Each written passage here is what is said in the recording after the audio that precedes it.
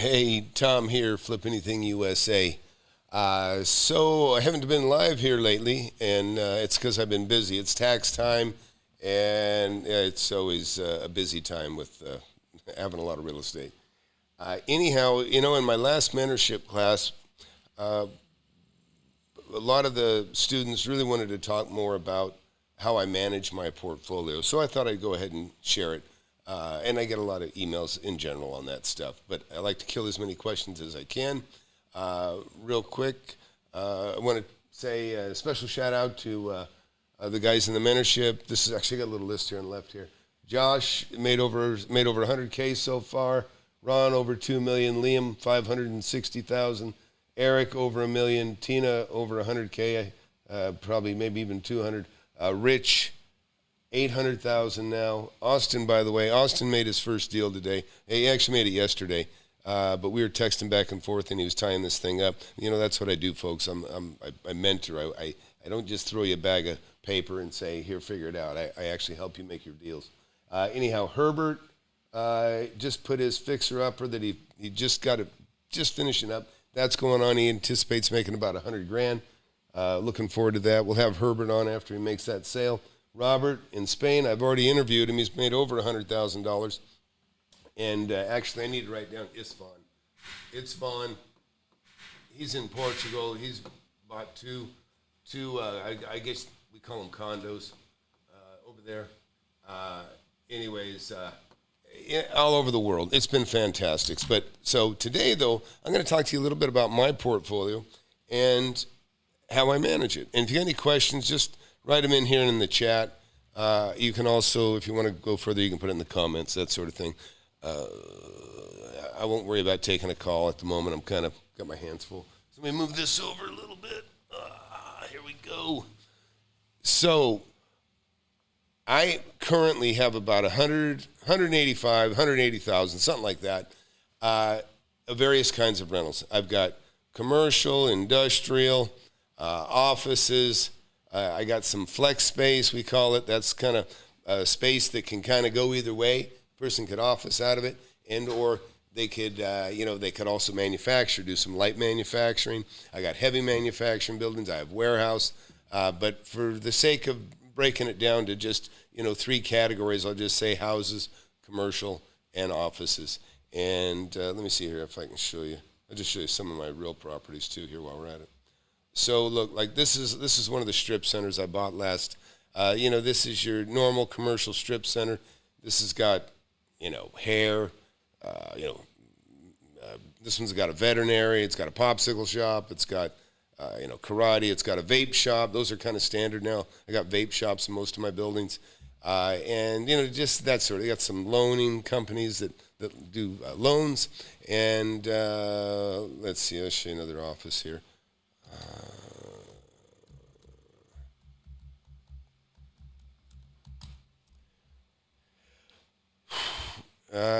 And then let's see, my building. So I just want to give you an idea what I'm referring to when I say, offices or this or that. So yeah, here's one of my buildings. I actually built this building. Get it over here where you guys can see it. So look, that is this is an office building. This one here is about 16,000 square feet. And anyhow, actually, and this is a single tenant building. A lot of people ask me, do you get nervous with single tenant buildings? Single tenant meaning one tenant takes the whole building. A lot of people get nervous with that. I understand it. It's very impacting. If a single tenant moves out, that's scary to a lot of people. It's also scary when you buy a big building that has one bathroom and you can only put one tenant in it because it has one bathroom. The fact is, my single-tenant buildings have probably been some of my most successful, meaning long-term rentals. They don't like moving either, They got a big space. They want to keep it. And then, what else? And then, okay, look, that covers houses and commercial. And, a house. I don't think I've shown you what a house is, right? But actually, I'll show you some other stuff. Actually, I don't know the properties. Like in this area here, show you a flex space. Actually, here's a building. This is a house that I actually added 4,400 square feet onto. You can kind of see how this building is similar to the one I built. See, it's got a metal roof there. Oh, hell, you can't see it. It's got a metal roof there. Very similar to, and this is like 4,400 I added to a house. And then if you look, you'll see similar roof. Everything's similar in structure on that. And, I talk about real estate barbells, by the way. And I also bought the property next door to that. And this is another 20,000 square foot building. I bought another property next to the other property that I bought. And I got property all over the place in this area. But for the sake of just breaking this down simple, I just want to talk about the system, how it works, and how I manage my portfolio. So look, I'm a hands-on guy. I can fix things too. I don't like to fix things if I don't have to, but I fix things so my tenants aren't inconvenienced, right? Hey, also, while you're here, please hit that like button, hit that subscribe button. It helps the channel. I'm happy to share everything I possibly can with you guys, but it helps to feel it, to feel it. So look here. So the owner being, in my case, this would be me, right? Well, the way I manage, it's not exactly the same as some, I'm sure, but this is what works very well for me. I like being in the loop. I like to know what's going on. I like to know everything that's going on. So I've got me up here, then I've got my master accounting. This is a full-time bookkeeper. It's worked for me like 20 years now. And then I have a master manager, and her job is to, she kind of assists the other managers. These are managers too. I'll call these sub-managers down here. The sub-managers, like I generally kind of categorize them a little bit. I give them certain assets to manage. So one might take care of houses, and another one, and these are independent. They manage other properties too. But these ones are like sub-managers that I sub-work out to. So then this manager might take care of these commercial properties. This manager here might take care of the offices. And now, when any of these tenants, so they say these are office buildings, these are commercial buildings, and these are houses. Houses, I like to be really hands-off. So the houses, they all report the numbers back to master accounting and manager. We'll just consider these one. They all report the numbers back. Okay, master manager really doesn't handle cash. She'll pick up checks. Master accounting, they get all the income. Now, these managers also have checkbooks and they have accounts because they have to manage all these properties. So they manage those accounts. They can write checks. But I put myself down here. See, owner up here, I got myself down here again. This says maintenance, heating, and AC. All of these have the power to hire AC, maintenance, electricians. I mean, all the people that you need to maintain the comfort of your tenants. These sub-managers can contact them. Of course, my master manager, she'll even assist them. If one of these managers isn't able to take good care of a customer, then what we'll do is we'll take care of it. But all these sub-managers, they also have access to me personally, because if a tenant needs an air conditioner, air conditioners are, right now like $8,000-$10,000. That's ridiculous. In fact, I got a video out. You'll see palm trees, unbelievable. $15,000 for a damn palm tree. I lost some of them in an ice storm, and it looks like I won't be replacing them for a while. Not at that price, but so go through the process. These are my customers, right? These managers are in charge of certain customers, like it's their territory, right? They manage these buildings. Any problems that they have, even the tenants know. They'll call management, and management will text me. I manage almost everything by text. Even some of my tenants, they all know me. They all know me because I want them to know me. I want to know if management's not doing their job, and vice versa. I just like to stay close to them anyways. But they will quite often text me a problem when they text the manager, and then my eyes are on it. And then if, I'll see that they're taking care of the customer. And if I don't see them reply back to the customer right away, I'll jump in and I'll text and I'll say, hey, I'll follow up on this. And then what I'm doing is I'm texting the manager saying, hey, get a hold of it. We got a problem. Check on them. And if they can't take care of them for whatever reason, then it's going to fall back on me and or my master manager. That's problems. Get them comfortable with the AC. If there's a flood, if there's a fire, if somebody broke in, all these things will happen to you the more properties that you own. Now, master accounting, they just make sure all the money's coming in. That's her job, is make sure the money's coming in. Now, they also have a responsibility here to make sure if rents are coming in late, they're also going to report that to me. And here, if we've got somebody that might need to be evicted, that sort of thing, I'm kind of an easy landlord to a degree. If I think somebody is capable of paying, and I understand that can be hard times, I'll let them slide a little bit. But if I think that they're not going to make it, then it's like, okay, let's get you moved somewhere else. But that's kind of the process. But anyways, let's see. Hey, Jermon, glad you're here. Anybody got any questions? Anything? I mean, I can, I've told you guys before, I mostly flip houses. So the houses are not a permanent part of my portfolio. I mean, I might keep 8 or 10 houses. And mostly what that's for is because, I might hold it for a year because the tax consequences are less if I hold it longer. Some of these houses I intend to sell to my kids. My youngest are 18. I got some in their 20s, and they're getting ready to own their own homes. And so I got homes that I want for them. They may not see eye to eye with me of what I think they should have, but they can either, get a good deal from dad, or they can do it on their own if they want. Doesn't matter. Commercial properties, of course, these are my long-time holds. If I sell a commercial property, it's going to be so I can buy something much bigger or maybe buy more of the same. Generally, I won't sell a commercial building unless I go on to buy something bigger. Offices, I didn't even label industrial. So you could just say, you could combine any of these with industrial, to be quite honest. But industrial the same way. I love industrial, and I love that portfolio of industrial, commercial, and offices because you're a little bit diverse. Even in the offices, when the pandemic hit, a lot of people got crushed, a lot of people got hurt, and I was very fortunate. My office has actually expanded. In fact, I actually took one of my tenants out of one of my big buildings. I had 2 tenants in one building that were expanding like crazy. There wasn't even room for both of them, and the pandemic was something that actually helped them both really blow up. And so what I did is I had a vacancy over here that was tough to fill during the pandemic anyways. Well, I moved one of the tenants out of there, and we put her office in a commercial building, which is fine, not that much difference, right? So she got a bigger space over here. The tenant that was in the office building that shared, they were able to expand into a bigger space. And for me, it was just wonderful to pick up a tenant and pick up more income during the pandemic, which doesn't always happen.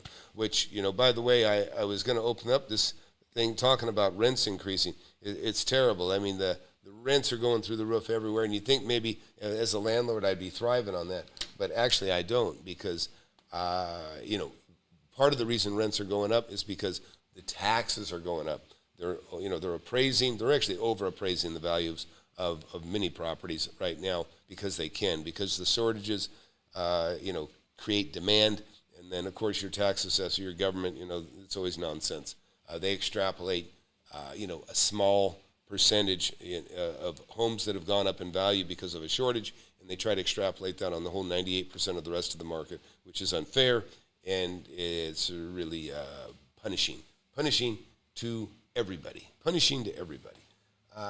So I'm concerned about that, because the people that are renting, they got their rents going up, whether they rent from me, commercials or offices, all of it, it all has to go up. It has to go up because the taxes are going up. I don't even make money. In fact, a lot of the leases that I'm renewing, and this is something you all should think about, generally in my triple net leases, I can increase rents, whatever the CPI, the Consumer Price Index. If it goes up 6%, 3%, usually it goes up about 1.5% to 2%. That's been the average for many, many years. Well, this year, 7%. And so I could raise, I get hundreds of thousands of dollars a month in rents. So I could increase all of that by 7%. I'm not going to do it because I'm sensitive to the fact that they're already going to get a rent increase because they all have to pay a proportionate amount of the property taxes.